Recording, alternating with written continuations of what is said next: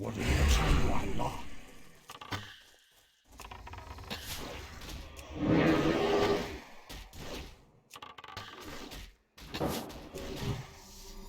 太远了。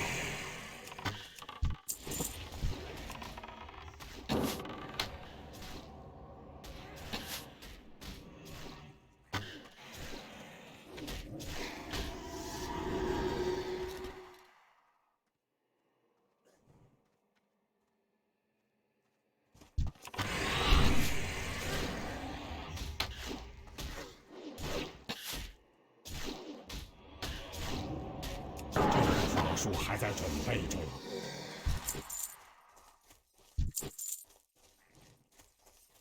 我需要靠近一些。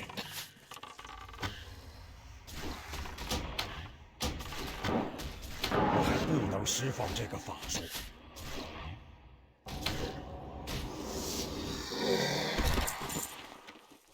我离得太远了。我没法这么做。这个法术还在准备中。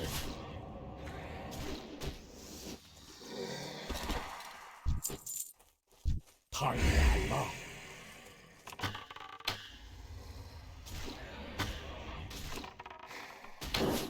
法术还没有准备好。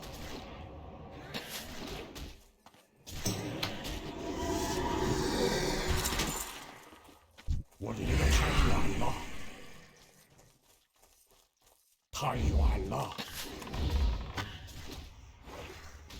Hello and welcome back to another classic TBC video. Today we are talking about banned on equip items, which are items you can find and sell that are actually more valuable than you think. Some of these items can actually net you a decent amount of gold, and others, well, others just have some fun on use effects, and I think they're awesome. So without further ado, let's look at some items from the Burning Crusade that are bound when equipped. Number 1 is the Nightblade. This dagger is insanely valuable for melee DPS, especially rogues, and armor penetration, where things that will ignore X amount of armor from bosses will be infinitely more valuable in TBC than it was in Classic, due to bosses having more armor values in TBC, especially now that we know we will get access to pre-nerfed versions of the bosses as well. That being said, once you get access to some raid loot, you will end up switching out this dagger, but it is a really strong pre-raid best in slot dagger for any rogue out there, and it also has a cool glow effect. Number 2, Blade of Wizardry. This is a super low world drop item from the Burning Crusade that is actually super useful, especially in the early phases of TBC. This weapon is actually only beaten by another BoE item in terms of pre-raiding gear, so to obtain a better item than this, you either have to go for the Eternium Ruined Blade from Blacksmithing, which is another BoE item, or you have to get your hands on some actual raid loot. The Blade of Wizardry also has a very interesting and amazing equip effect, which can basically increase your spell haste rating by a ton, which is awesome. While we are talking about the Eternium Ruined Blade, that is actually the number 3 BoE on my list. This item is crafted with blacksmithing and is therefore maybe not as interesting as the Blade of Wizardry, but it is super good and super useful, especially in the early phases of the Burning Crusade. And it provides blacksmiths with a nice way of making some early gold. And it's also... While we are talking about the Eternium Ruined Blade, that is actually the number 3 BoE on my list. This item is crafted with blacksmithing and is therefore maybe not as interesting as the Blade of Wizardry, but it is super good and super useful, especially in the early phases of the Burning Crusade. And it provides blacksmiths with a nice way of making some early gold. And it's also a pre-raid best in slot for caster DPS, just like the Blade of Wizardry. Number 4 is the Talon of the Tempest. This one is super interesting. This is actually a world drop boss from the boss called Doomwalker, and he can drop this dagger. This dagger has insane stats, 2 sockets, a socket bonus improves your hit rating and crit rating, and increases your spell damage and healing done by 195, which is just absurd. This dagger is best in slot throughout the first phase, and maybe even the second phase of Classic TBC, so if you can get your hands on this one, it should net you a pretty penny, or you will be set for a couple of weeks or months in TBC. For example, if you compare this dagger to another dagger from one of the early raids, like the Nathrezim Mindblade from Karazhan. The Nathrezim Mindblade has slightly more spell damage, but also lacks the hit rating, and the Talon of the Tempest has 2 sockets available on it. Number 5 is the Valanos Longbow. So this is actually a world drop, but it is a rare item and not an epic one, which means you will be seeing a lot more of it than you would an epic world drop. I wanted to bring this one up early in this video, because there aren't a lot of good hunter weapons out there early in TBC, unless you're interested in PvP and can get your hands on some gladiator weapons. So knowing that this bow exists is definitely a good thing if you're a hunter. Based on it being a world drop, you can also pick one up. So this is actually a world drop, but it is a rare item and not an epic one, which means you will be seeing a lot more of it than you would an epic world drop.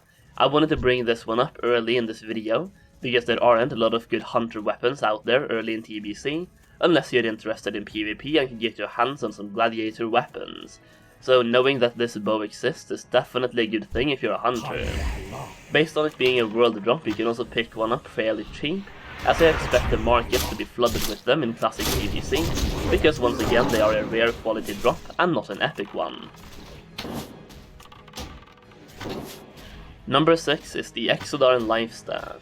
Just like the Blade of Wizardry and the Talon of the Tempest we covered earlier in this video, this BoE weapon is absolutely insane and is actually best in slot for the first couple of phases in classic TBC, or at least until you can get your hands on some tier 5. As a quick comparison, here's a staff from Karazhan. You can see that the Exodarn Lifestaff has more damage and healing values on it, and it has the same amount of intellect. The only things you're losing is 55 spirit and 33 stamina, but you are gaining 3 sockets and 20 MP5 if you get the socket bonus, considering you get 2 from the socket bonus and 18 from the equip effect. So instead of getting some useless stamina, you can put some crit or hit in those sockets, or just go all out on intellect or whatever you need. Number 7, the Band of Impenetrable Defenses. This ring is absolutely insane for tanks, and the defense rating and stamina combination is super strong. This ring will most likely carry you throughout the first couple of phases in classic TBC, and here's a little extra reason why this ring could be worth a lot in TBC. Some of you might already know this, but Protection Paladins become super useful and super strong for AoE gold farming, specifically in dungeons, and the more gear and defense they have, the more they can pull, and the more effectively they can farm. As they get better and better geared, more farming possibilities also open up for them, and I suspect this ring will sell for a lot just because of that. Number 8, the Crystal Pulse Shield. This shield is actually incredibly strong, and since it's a rare quality BoE, and not an epic one, it shouldn't be that uncommon to see on the auction house either, meaning you should be able to pick one up fairly cheap.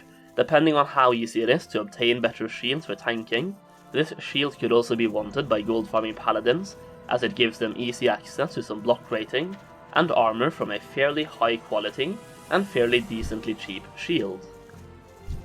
Number 9, the Essence Focuser. So the Crystal Pulse shield is pretty much a healer shield, and I also wanted to give you guys a healing weapon to go along with that to help you healers out there get ready for raiding.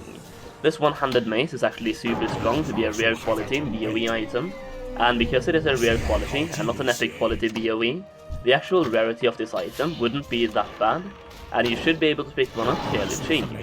When I say fairly cheap, I mean you will still most likely have to pay a couple hundred gold for it, but you won't have to pay an arm and a leg for it, so don't expect to find them for vendor price.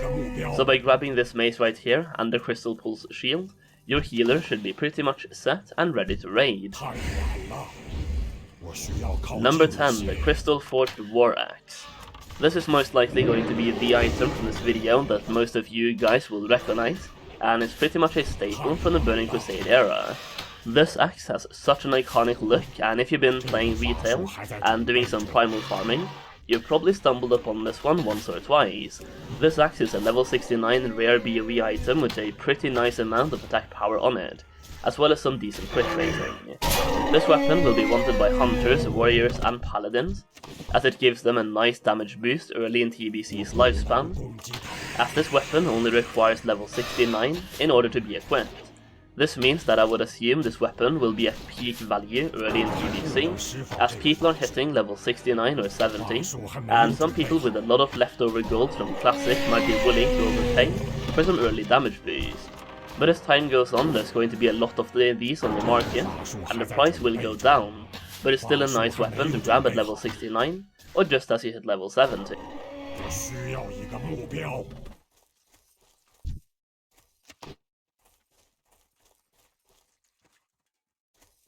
我需要一个目标。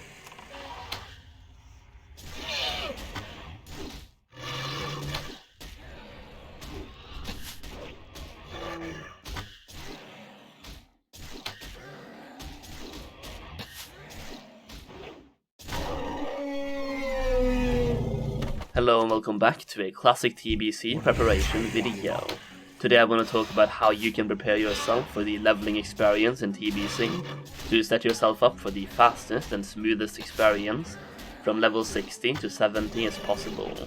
If you thought you were prepared for TBC, think again, because the launch will be an absolute nightmare unless you're prepared for it, and even if you're prepared, it will still be a nightmare. Even with layers and all that stuff, I still see this being so chaotic in the beginning. You gotta remember, TBC was made way back in the day when people didn't even think about bottlenecks, and that wasn't even an issue. But now everyone having to run through the same portal, a million people standing on the same 10 square feet pixels, and once you're through the dark portal, everyone and their mother will be doing the same quests or the same dungeons, basically fighting each other for tags over quest mobs, or trying to avoid getting ganked on their way to the dungeon itself. You already know that if you're on a PvP server, several mages from the other faction will be spamming Frost Nova and Arcane Explosion on both sides of that portal, so good luck with that. However, with this video, you might be a little bit more prepared, so let's get into it. First off, make sure you bring some consumables from Classic into TBC, so you can do more DPS and pull more. If you use mana, bring mana and healing potions, and if you don't use mana, you just need to bring health potions. Utilizing your health and mana to pull more effectively will really help speed things up. On top of this, I would recommend bringing elixirs or flasks as well. If you're a physical DPS, the Elixir of Demon Slaying is really strong for many zones in the Burning Crusade, and if you're a caster, you can just go for a couple of spell power flasks, like the ones you use when raiding. Also, to combat the bottlenecks, and especially the mages Frost Nova and Arcane Explosions at the Dark Portal, you might want to bring some lips as well, so you can avoid damage, and try to sprint away and avoid that whole mess. And I think you should bring some lips and faps anyway, just in case you need them later on, because you never know when they might be handy. Next up, have a dungeon group ready. From level 60 to 70, you will want to run a lot of dungeons for reputation, specifically from level 60 to 64 or 65, until you unlock the more important zones where you have some important quest chains. You will want to do like the Ring of Blood in Nagrand, that can reward you with nice weapons or nice armor, and you'll also want to do some quest chains to unlock more dungeon quests. At level 68, you can also unlock the Karazhan attunement quests, and begin doing those as well, and I would recommend doing those while they give you experience, just like the Onyxia attunement quests in Classic. The reason why you want to do dungeons is pretty much twofold. First of all, you want to save quests for later, so you can do them at level 70, because at that point, they give you a lot more raw gold, because the experience you would get is converted into extra gold rewards. And also, second of all, you need the reputation you get from the dungeons to do heroic dungeons later. Basically, to do heroic dungeons in TBC, you must earn honored reputation status with a specific faction related to that instance. Once you're honored, you can buy the key for heroic dungeons from that faction's quartermaster. You will also want to push your reputation to revert as well, so the more reputation you can obtain while leveling, the better it is. Another thing to consider, especially if you're on a PvP server, is to have someone in your dungeon group have a second account, or use an alt to invite yourself so you can log out inside the dungeon, and reset on the alt when you are all logged out, because that way you log in at the start of the dungeon, and don't have to go outside to reset. If you're on a high-pop PvP server, there will be a lot of PvP action and possibly even ganking going on outside the dungeon entrances, so avoiding that will save you a lot of time. As for which dungeons you should do, I'm sure you've seen many guides on this already, but here's a quick recap. From level 60 to 62, Hellfire Rampart or the Blood Furnace is the best choice. If you can get yourself through the Dark Portal alive and well enough to pick up the Hellfire Ramparts quest, you might want to do one Hellfire Ramparts run first to do those quests, then get the follow-up quests for Blood Furnace, and start spamming that one instead. Otherwise, just focus on Blood Furnace. A full run of Blood Furnace gives you 750 reputation, so to get to Honored, which is your goal for this dungeon leveling strategy, you will need to do 12 runs of the Blood Furnace. From level 62 to 64 you will be doing Slave Pens or the Underbug. The Underbug gives slightly more reputation per run, but they both give more or less 1k rep per run, so about 9 to 10 runs should be enough. From level 64 to 66 you will be doing Sethekk Halls, Mana Tombs or the Orkanai Crypts. These should also give about 1000 reputation per run, depending on which dungeons you choose, so 9 to 10 runs should be enough here as well. At this point, once you hit level 65 or 66, you will most likely have hit the daily lockout cap for dungeon resets, if nothing changes from Classic, so you will most likely want to do some quests. This is when I would recommend doing the Ring of Blood quest in Naguan for some chunky experience, and if you're ahead of the pack, just enjoy questing in zones with less people and less competition. Now the third thing to consider is doing quests in Shadowmoon or Netherstorm that can also net you some pre-biss items for raiding as well, depending on how well geared you are from Classic. If you're planning on doing quests, it is crucial to get ahead of the pack, so you can have as little competition as possible from mobs, plus being able to get the big boy quests early. Like for example, the Ring of Blood in Naguan, where only one group can do that quest at a time. Being there before others will be crucial if you want that quest done early. Being a good DPS solo class like a hunter will be able to quest really efficiently, and by using elixirs and potions, you can speed this up tremendously. Like for example, elixir of demon slaying and swiftness potions, and health potions as well obviously. So basically if you want to do quests, it's straightforward, you just quest, but you want to bring as many utility potions, healing potions and basically as much health as you can on the way, so give yourself some speed through swiftness potions, have healing potions, pull a ton of mobs, and do everything you can to be as efficient as possible. Because if you're only doing quests and not doing any dungeons, you have to be super fast and stay ahead of the pack. So first of all you need to do something right in the beginning to get yourself ahead of the pack, then you have to keep the speed up to actually stay ahead of the pack as well. Now that is basically it for my TBC leveling preparation video. I just wanted to cover dungeon leveling mostly, and also something about questing, but questing is pretty straightforward. You just have to follow some questing guide and do everything you can to speed yourself up, so bringing consumables is really important. Now speaking of consumables, I have talked about my TBC investments earlier as well, which actually covers a couple of consumables, so if you want to check out my TBC investments videos, I will leave a link to those in the description and a pinned comment as well. But that is it for this video guys, just a quick little TBC leveling preparation video to talk about what I am doing myself to prepare for TBC leveling, and what you can do as well. I hope you enjoyed the video. If you did, leave a like on it, leave a comment down below.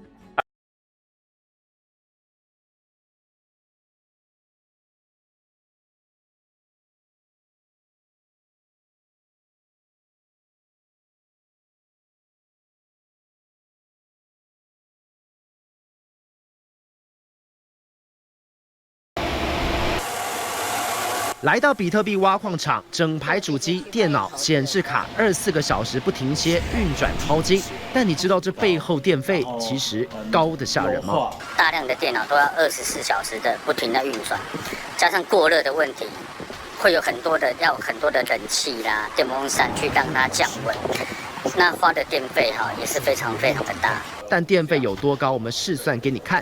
首先要挖矿，必须要有挖矿机电源、主机跟挖矿机。以这次被逮的案例来看，若有16台挖矿机电源，一天就耗费614度。之后比特币挖矿机有146台，一天要花上约5000度。主机2台约24度，我们把三者加在一起，一天度数就有约6000多度，一个月等于有18万度。若以台电的契约用电来算，一度电2.52元，等于一个月电费就要47万多。上述电费还算是小型挖矿场，若是中大型，一个月电费破100万都是常态。因此想省钱，很多人开始动起歪脑筋。过去比特币非常的赚，花钱去买电是很划算的一件事，但现在比特币没有那么行了，会让成本平衡或者有赚头，所以还是有人觉得台湾的电太贵了，转去大陆设机房直接这样挖。过去警方就曾破获过，不是篡改电表，就是私接一般住户用电，甚至还有动到台电电缆上拉公用电路到家中，私接电最后被逮。只是要挖虚拟币耗费高电力，为了赚钱，各种手法铤而走险，最后钱没赚到，反而狼狈被逮。东京市卫中心台北报道。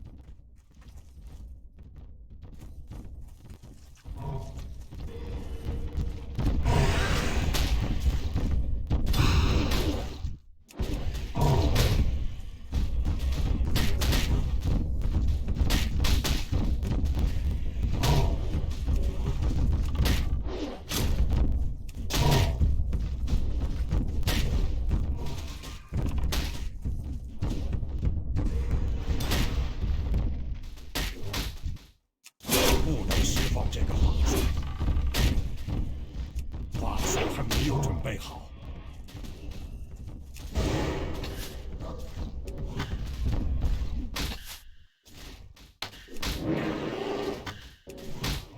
我没法这么做，这个法术还在准备中，我没法这么做，我还不能释放这个法术，法术还没有准备好。这个法术还在准备中，我没法这么做，我没法这么做，我需要靠近一些，我还不能释放这个法术，这个法术还在准备中。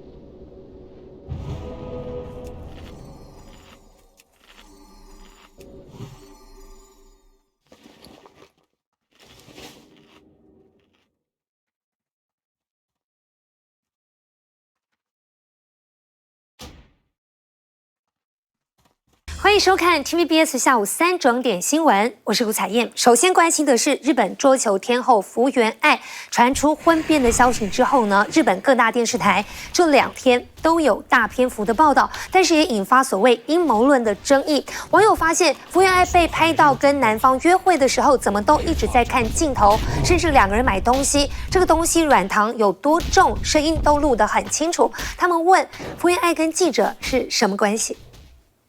福原爱婚变报道在日本继续余波荡漾。过去1天，日本民营电视台主要的情报节目，日本电视台的宫根屋花了35分钟报道和讨论。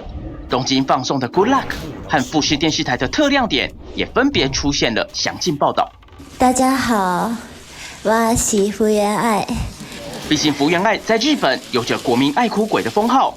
从小就不断出现在荧光幕前，只是这次周刊 Seven 报道他和高大南在横滨的约会，内容却仔细到让人惊讶。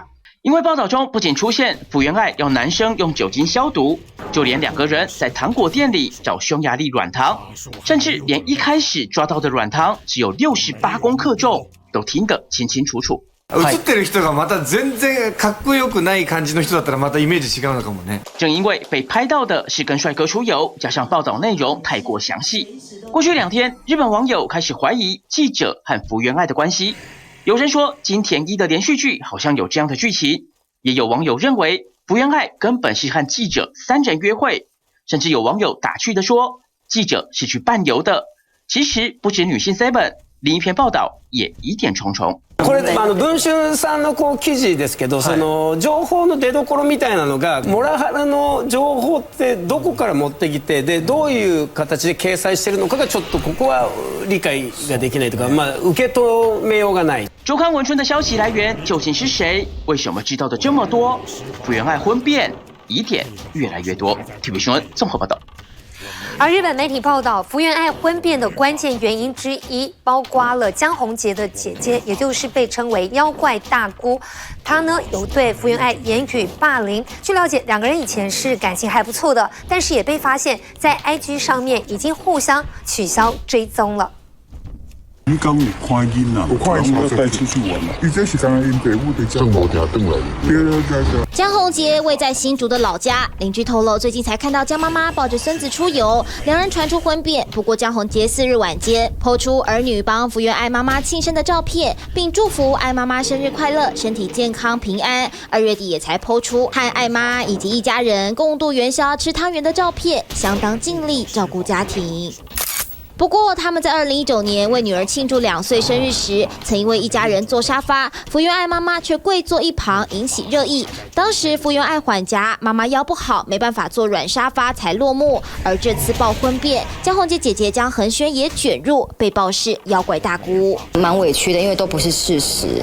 对，因为我会觉得，就是我们家人的相处，我们就是自己最清楚，什么难搞的姑姑没有的事情，而且我们真的感情很好。从2019年39岁出道，就有难搞大姑的负评，演艺路并不顺遂。江恒轩是体大舞蹈系出身，读完北艺大硕士之后，又跑到伦敦艺术大学攻读表演艺术。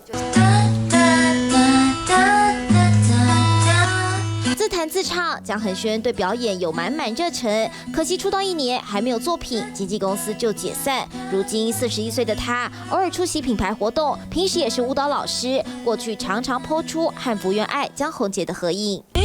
互影哎，Happy New Year，Happy New Year，Happy New Year。这样的举动被不少网友质疑蹭热度。不过福原爱2019年也曾放上和江恒轩的合照，祝大姑生日快乐。如今互相取消追踪 IG， 不过也有江恒轩友人跳出来表示，对方个性随和，为人亲切，实在让外界雾里看花。TVB 业讯陈世明、周一峰、刘以清，台北新竹综合报道。而在婚变的消息曝光之后，福原爱据了解2度发表声明致歉。至于江宏杰呢，则是对老婆喊话说一直爱着她。据了解，2人结婚之后，光是广告代言收入就有2亿6千万。一旦真的离婚，那还会面临到赔偿的问题。2017年在日本迪士尼甜蜜结婚，浪漫的就像童话故事。福原爱嫁来台湾后，受到许多厂商青睐，时常与江宏杰一起出席活动。如今夫妻俩婚变消息闹得沸沸扬扬，很高兴就是台湾人可以接受我。各式代言活动都能看到夫妻俩的身影。江宏杰个人代言价码约100到200万，广告价100万。福原爱婚后在台代言产品价码400万，拍广告300万，2人合体约500到600万。结婚4年，估算大约赚了2.6亿。以商业考量的话，离婚违约金可能高达上亿元。不止如此，2人在高雄、台南都有自残。还是一样能遇到一样的人，然后还会选择这条路。2年前，福原爱与江宏杰带着节目到家中首度开箱高雄豪宅，家中以白色高雅色系，小朋友还有宽敞的游戏空间。这是2人在2019年5月购入的高雄物件金城巨蛋，坪数121坪，加上3个车位，总价4600万，产权登记各半。另一处台南灰白时尚建筑的豪宅，江宏杰在婚前2015年购入的春福漾烟坡，坪数约30到50坪，当初购买房价700万，现在涨到800到900万，涨幅约2成左右。而媒体报道，2人身价相差37倍，若真的离婚，财产分配恐怕是一大问题。这里的身价是属于婚前赚的，还是婚后赚的？啊，如果是婚前赚的就要扣掉。了解，婚后赚的才能拿过来算。而根据日本报道，福原爱1月初回日本时就已经把台日版本离婚协议书递交给江宏杰，而1月底受访，江宏杰也证实夫妻过年不会团圆。小爱2次道歉，表示对自己行为反省。江宏杰则说自己对老婆的爱从第一天开始至今都没变过，强调不希望不实八卦伤害了至亲，而且未来的路还很长，看得出来男方似乎还想挽回这段婚姻。TVB 的新闻，杨清波、李玉涵台北采访报道。下列关心意外消息，这是彰化有间海产店在换瓦斯炉的时候，瓦斯桶意外起火了，当时客人员工纷纷往外面逃。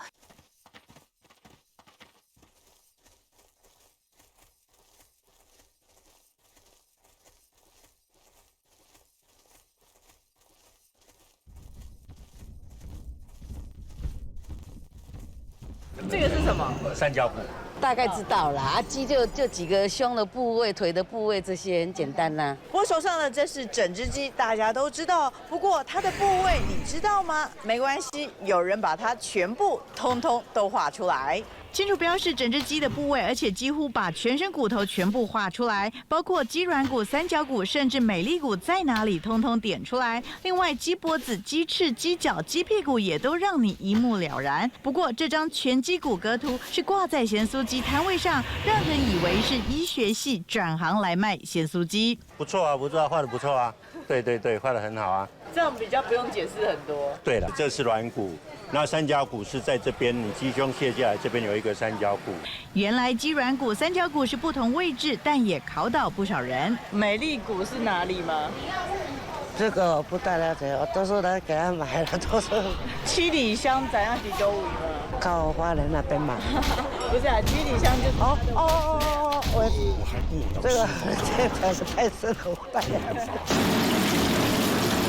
下油锅炸至金黄色，咸酥鸡话题还没有完，民众贴出外送订单，盐酥鸡、鸡皮、百叶豆腐、四季豆和鸡心等等，其中七里香品项前面打了个4，代表4份140，换算每份35块。可是民众拿到手，整包里面找来找去只有4颗，惊呼1颗要35块。询问外送平台客服得到的回应是分量是正确的，但又问4份等于4颗吗？其他网友根据经验研判，可能是外送平台点餐表单的数量是呈现在品项前面，不是后方，所以容易导致店家看错，没注意到是4份才会出餐错误。无论如何，台湾小吃从外送平台到夜市摊位，咸酥鸡话题依旧不间断。东森新闻许淑明、刘莹莹在台北报道。讯息不间断，给您最专业的新闻内容，都在东森新闻24小时 YouTube 直播，赶快来按赞，同时开启小铃铛哦。书还没有准备好。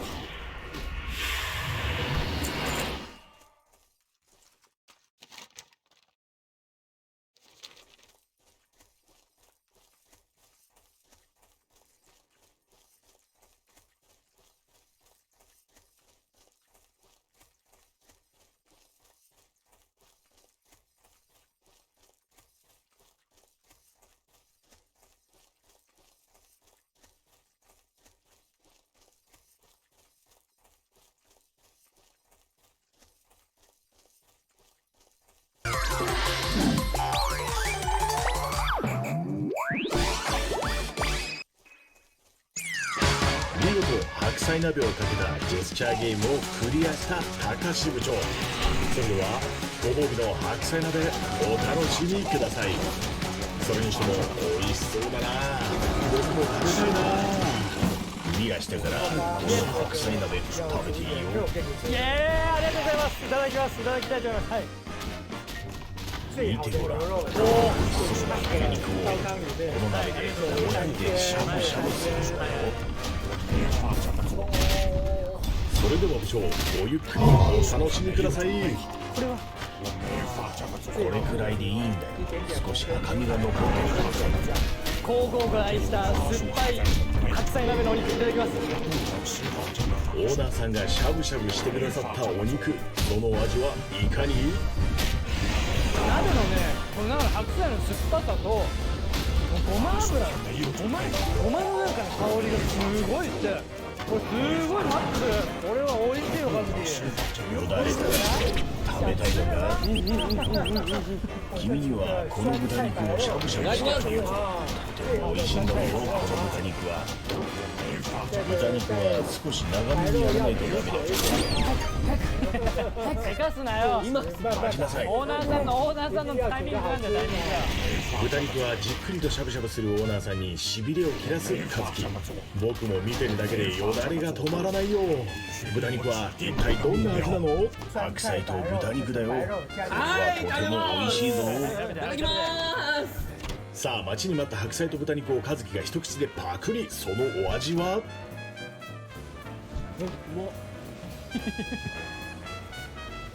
これめちゃくちゃうめえ。うめえって言っちゃってるもん。デラうめえ。